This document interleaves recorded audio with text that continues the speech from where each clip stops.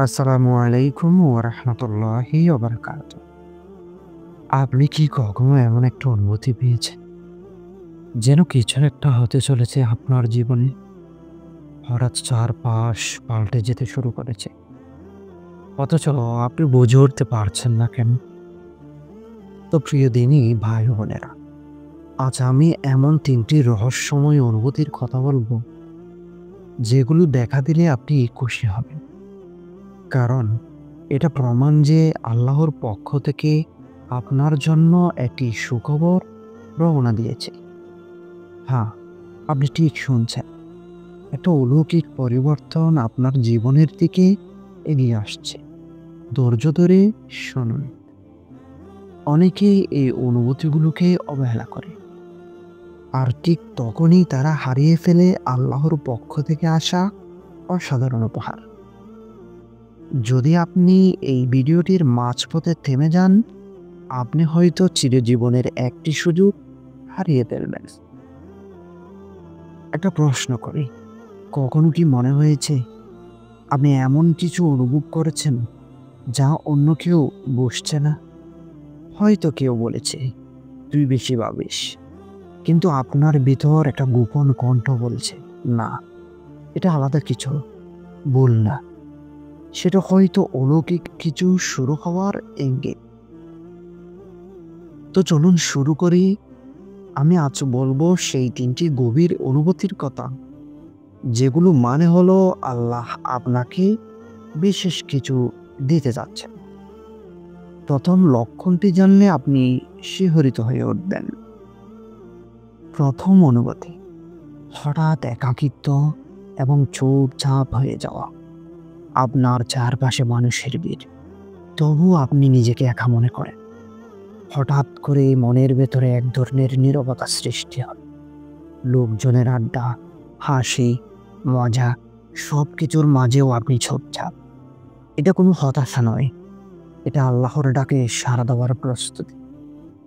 আল্লাহ যখন কাউকে নিজের দিকে ডাকেন, প্রথমে তার মনকে সব ব্যস্ততা থেকে সরিয়ে নেন। তিনি আপনার হৃদয়ের সাথে কথা বলতে চান। একা থাকতে হয়, যেন আপনি সে আওয়াজ শুনতে পারেন। ইব্রাহিম আলাইহিস সালাম যখন নবুয়াতের পথে আসছিলেন, তিনি একা ছিলেন, চিন্তায় নিমগ্ন। আর তখনই তিনি আকাশের দিকে তাকিয়ে খুঁজে পেলেন স্রষ্টাকে। তাই যদি আপনি হঠাৎ করে একা হয়ে যান, ভয় পাবেন না। এটা অন্ধকার নয়, এটা আলো আসার সময়।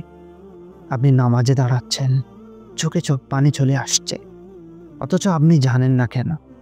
মন বলছে, আমি তো খারাপ না, তবুও কেন ভেতরটা এত ভাঙা ভাঙা লাগে? এই অবস্থাটা আল্লাহর পক্ষ থেকে এক স্পেশাল সিগন্যাল। যাদের অন্তরে আল্লাহ ভালোবাসার বীজ বপন করেন, তারা একসময় দুনিয়ার মায়া থেকে সরে গিয়ে অদ্ভুত এক আকর্ষণ অনুভব করে জান্নাতের দিকে। এটা সৌভাগ্যের সূচনা।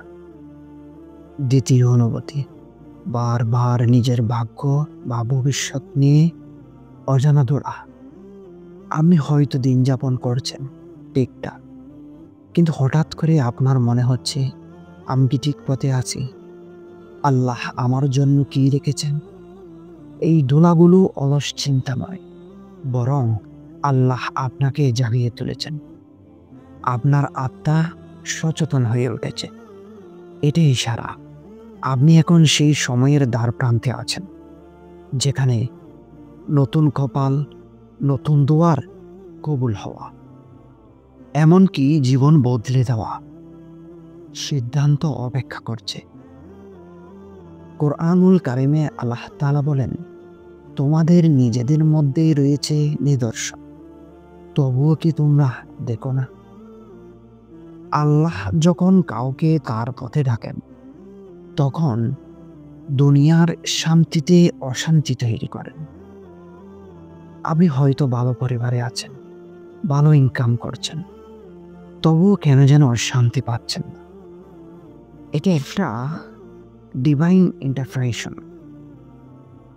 আল্লাহ আপনাকে আর আটকে রাখতে চান না, তিনি আপনাকে অন্য কিছুর জন্য বানিয়েছেন। জানি এখন হয়তো বলছেন, আচ্ছা এটা কি আমার সাথেই হচ্ছে? নিজেকে জিজ্ঞেস করুন, এই অস্থিরতা কি আপনাকে নামাজের দিকে টেনে নিচ্ছে?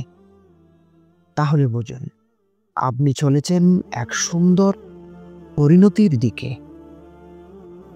তৃতীয় অনুভূতি, হঠাৎ করে দোয়া করতে ইচ্ছে জানা, কান্না আসা।